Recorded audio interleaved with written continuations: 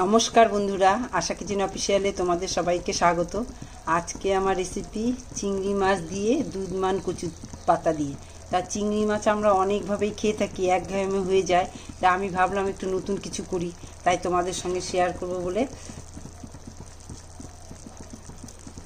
তো চলো চিংড়ি মাছটা আমি কিভাবে রান্না করি সেটা তোমাদের সঙ্গে শেয়ার করব। ও একটা কথা বলছি, আমার চ্যানেলটা খুবই ছোট, আর আমার যে চ্যানেলটা তোমরা একটু সাবস্ক্রাইব করে দিও নতুন নতুন ভিডিও দেখার জন্য। তাহলে চলো আজকে রান্নাটা শুরু করি। এখানে আছে চিংড়ি মাছ। চিংড়ি মাছটা বেছে ধুয়ে পরিষ্কার করে নিচ্ছি।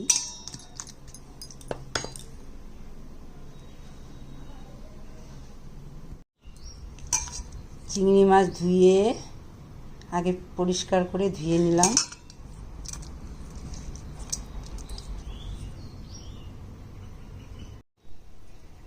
এখানে দেখো দুধমান কচু পাতা। এই পাতা খেতে কিন্তু খুবই টেস্টি। এই দুধমান কচু পাতা আমি একটা একটা করে এখানে এই লোহার কড়াইয়ের উপরে সাজাচ্ছি।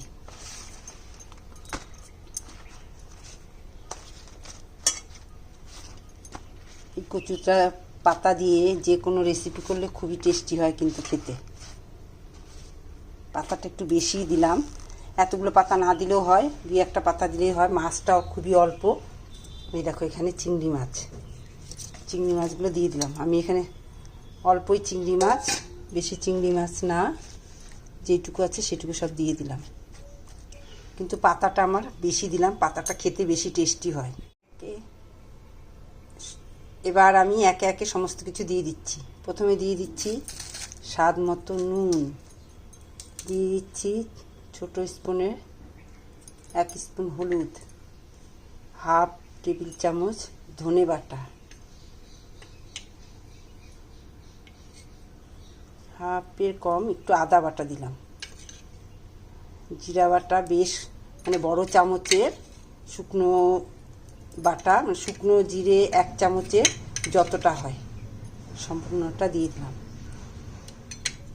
এবার দিয়ে দিচ্ছি সামান্য রসুন বাটা, এবার দিয়ে দিচ্ছি সামান্য পেঁয়াজ বাটা,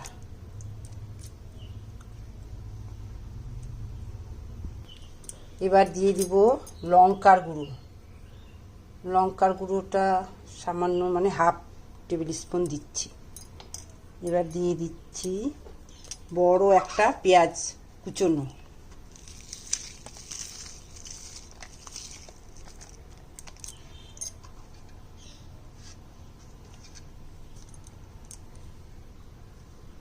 এবার দিয়ে দিচ্ছি খানিকটা সরষের তেল। সরষের তেলটা একটু বেশি করে দিতে হবে।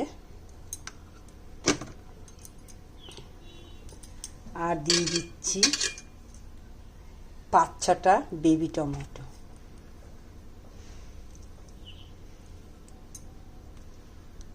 আমি আর দিয়ে দিচ্ছি কাঁচা লঙ্কা গোটা 5-6টা। এখন আমি সমস্ত মাছটা মেখে নিব। আমার কাছে ছোট ছোট টমেটো ছিল তাই আমি দিলাম, আপনাদের চাইলে টমেটো কেটেও দিতে পারেন। এইভাবে ভালো করে মেখে নিতে হবে, এতে মাছ মশলা তেল লবণ সব কিছুর মধ্যে ভালোভাবে মিশে যায়।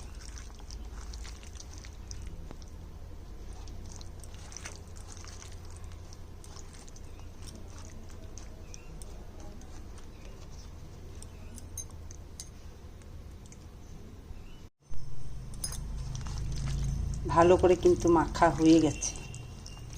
আমার তেল মনে হয় আর দিতে হবে না, তেলটা বেশ অনেকটাই আছে। যাই হোক, মাছ তো অল্প।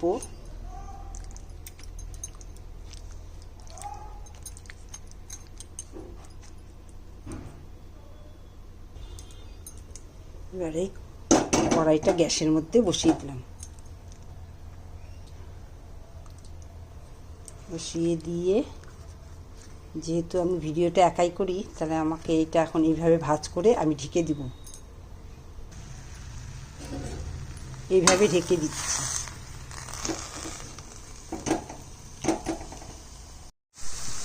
একটু জল দিয়ে দিচ্ছি সাইড দিয়ে, না হলে নিচে লেগে যাবে।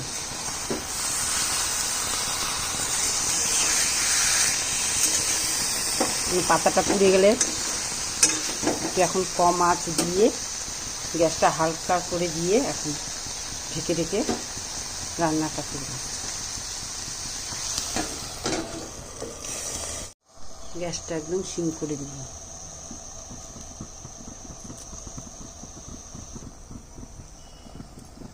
শিলনোড়াটা চাপিয়ে দিলাম যাতে ভেতরের ভাপটা বের হতে না পারে।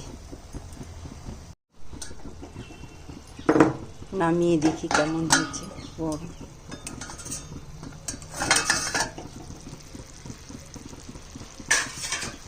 আমি কিন্তু মাঝে 2 বার চেক করেছি।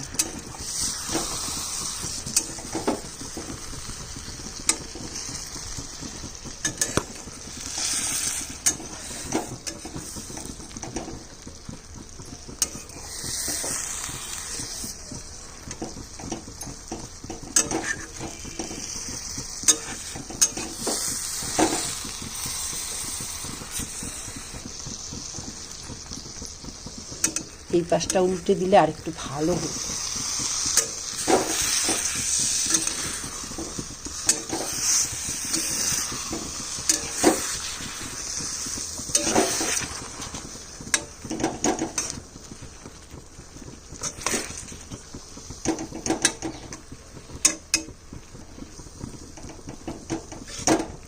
আবার ঢেকে দিব।